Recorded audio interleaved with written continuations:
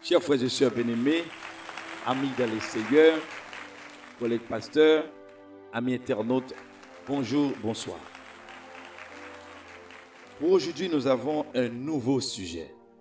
Un sujet d'ordre ecclésiastique ou de l'Église, un sujet d'ordre biblique ou théologique basé sur la scatologie.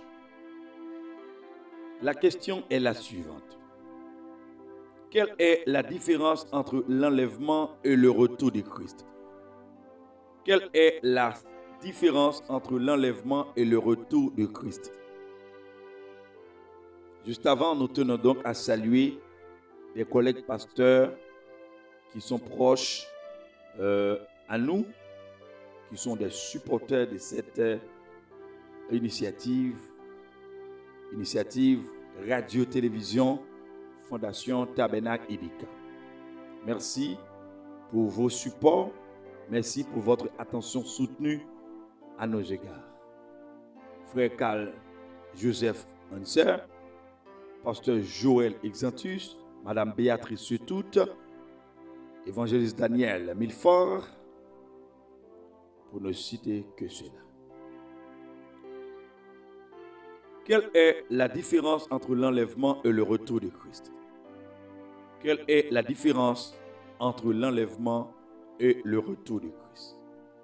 L'enlèvement et le retour de Christ, chers frères et sœurs bien-aimés, sont souvent confondus. Il est d'ailleurs parfois difficile de déterminer auquel des deux événements inversés des Écritures fait référence. Pourtant, dans l'étude, les prophéties bibliques concernant la fin des temps, il est très important de les distinguer. L'enlèvement, c'est le retour de Jésus-Christ pour enlever son Église. Pour enlever son Église de la terre, disons mieux.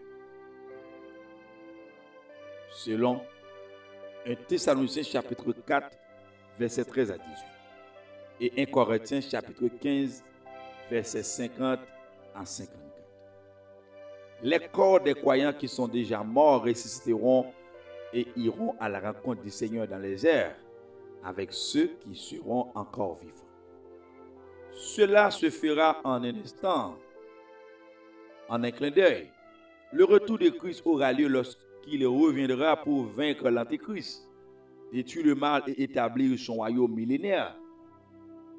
Mais cet événement est décrit en Apocalypse chapitre 19, verset 11 à 16.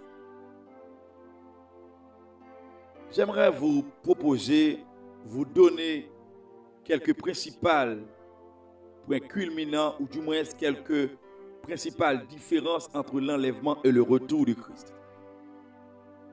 Premièrement, lors de l'enlèvement, les croyants rencontreront le Seigneur dans les airs, selon 1 Thessaloniciens chapitre 4, verset 17. Mais au retour de Christ, ils reviendront sur terre avec lui, selon Apocalypse 19, verset 14. Deuxième point. Le retour de Christ aura lieu après la grande et terrible tribulation, selon Apocalypse 6, verset 19. Mais l'enlèvement aura lieu avant la tribulation, selon 1 Thessaloniciens chapitre 5, verset 9. Apocalypse 3, verset 10. Ces deux références bibliques peuvent vous aider à mieux comprendre ce deuxième point. Troisième point. Lors de l'enlèvement, les croyants seront enlevés de la terre pour connaître la délivrance, selon 1 Thessaloniciens chapitre 4, verset 13 à 17 et 1 Thessaloniciens chapitre 5, verset 9. Lors du retour de Christ, les incroyants seront enlevés pour leur jugement, selon Matthieu 24, verset 40 à 41. Quatrième point, l'enlèvement sera secret et instantané. Quatrième point, l'enlèvement sera secret et instantané, selon 1 Corinthiens chapitre 15, verset 50 à 54. Le retour de Christ sera visible de tous, contrairement à l'enlèvement. L'enlèvement sera secret et instantané, selon 1 Corinthiens chapitre 15, verset 50 à 54, mais le retour de Christ sera visible de tous, selon Apocalypse 1, verset 7. Matthieu 24, verset 29 à 30. Cinquième point pour finir. Le retour de Christ n'aura lieu qu'après d'autres événements de la fin des temps. le retour de Christ n'aura lieu qu'après d'autres événements de la fin des temps, selon 2 Thessaloniciens, chapitre 2, verset 4, et Matthieu 24, verset 15 à 30, Apocalypse 6 et 18. L'enlèvement est imminent. Il peut avoir lieu à tout moment, selon Tite, chapitre 2, 13, et 1 Thessaloniciens 4, 13 à 18, 1 Corinthiens, chapitre 15, 50 à 54. Mais l'Église, pourquoi est-il important de distinguer l'enlèvement et le retour de Christ? Pourquoi est-il important, chers collègues pasteurs, pourquoi est-il important de distinguer l'enlèvement et le retour de Christ?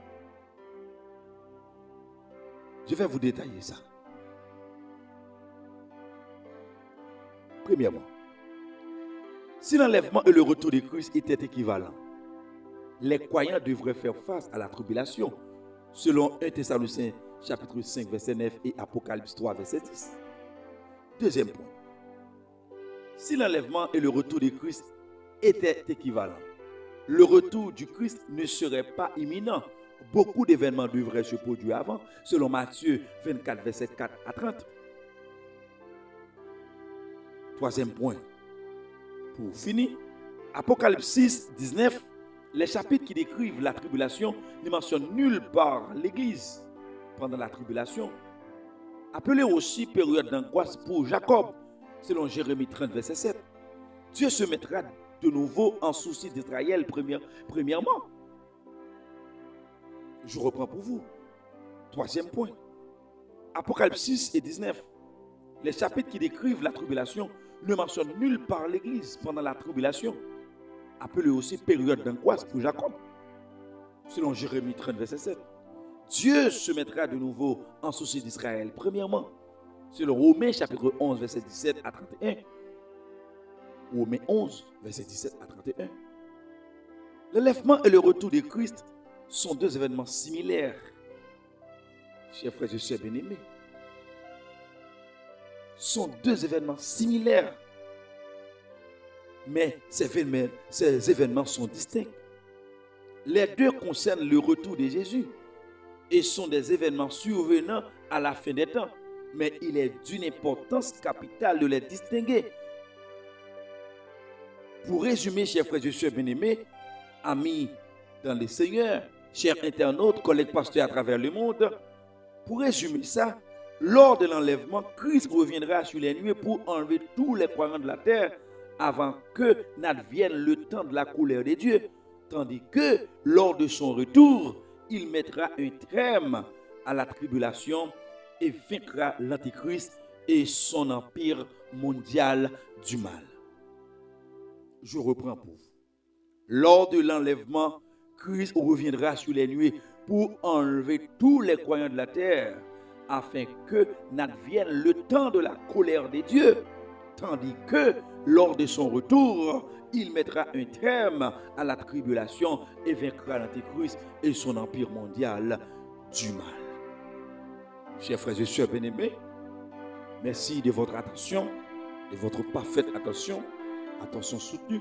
Que Dieu vous bénisse. Shalom Balouachem, Shalom Aleichem. Bye bye. Merci.